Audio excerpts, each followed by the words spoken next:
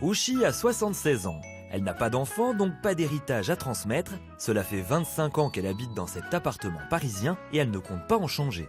Mais pour augmenter ses revenus, elle a décidé de mettre son bien en viager. J'ai une petite retraite, il faut que j'ai plus d'argent pour voyager, pour m'acheter une voiture, pour faire quelque chose à l'intérieur de l'appartement. Elle a donné rendez-vous à Benjamin, un agent immobilier spécialisé dans les ventes viagères.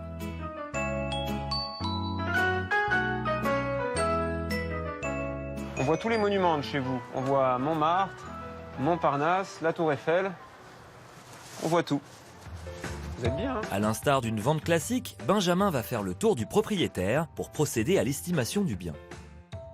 Moi, j'ai bien vu votre appartement, je l'ai bien en tête. Il a une double vue exceptionnelle, surtout dans le salon.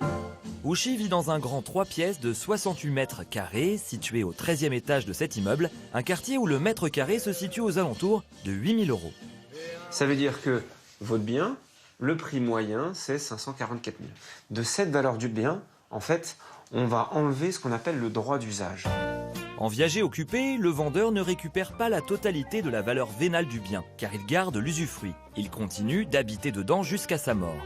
Il y a donc une décote, calculée en fonction de l'âge du vendeur et de son espérance de vie. Et comment calcule-t-on cette décote? Grâce notamment au barème des notaires. Plus on est âgé, moins la décote est grande. Il faut donc éviter de mettre son bien en viager avant ses 70 ans. Car la décote serait trop importante et l'opération ne serait pas intéressante pour le vendeur. Si on va sur une femme de 76 ans, on verrait que votre espérance de vie est 14,2 et la NP, nue propriété, à 76 ans. Donc ce que l'on vend, c'est 54,8%. Donc ça veut dire que de la valeur du bien, 545 000, je dois enlever 45,2%.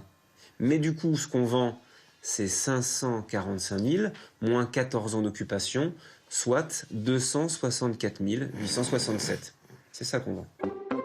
Une fois que l'on connaît le montant du viager, Benjamin va lui soumettre des options. Soit elle demande l'intégralité sans rente, un bouquet de 265 000 € qui ne sera pas imposable, soit elle va morceler ce montant entre une partie cash, le bouquet, et une partie distribuée via une rente reçue tous les mois.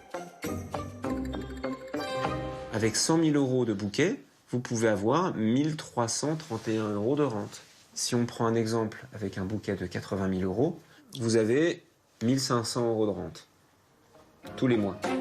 1 500 € de plus par mois, sans compter les économies réalisées fiscalement. Ouchi n'étant plus propriétaire, elle ne paiera plus la taxe foncière, mais la taxe d'habitation. Dans le cas d'un viager occupé, le vendeur qui reste dans les lieux, c'est celui qui supporte les charges locatives, puisqu'il est comme un peu dans l'impôt du locataire, c'est l'occupant de l'appartement. Pareil pour la taxe foncière, vous avez le volet enlèvement d'ordures ménagères. Ce volet-là reste à la charge du vendeur puisqu'il est occupant de l'appartement. A noter que le viager est effectif si le vendeur ne décède pas dans les 21 jours suivant la signature du contrat. Autre cas d'annulation si jamais l'acquéreur est un mauvais payeur. S'il ne peut plus payer ou il ne paye plus, la possibilité pour le vendeur, c'est d'annuler l'opération, de récupérer la propriété du bien. Et ce qu'on prévoit aussi, c'est que les sommes qui ont été payées au vendeur pendant l'exécution du contrat, elles lui sont définitivement acquises.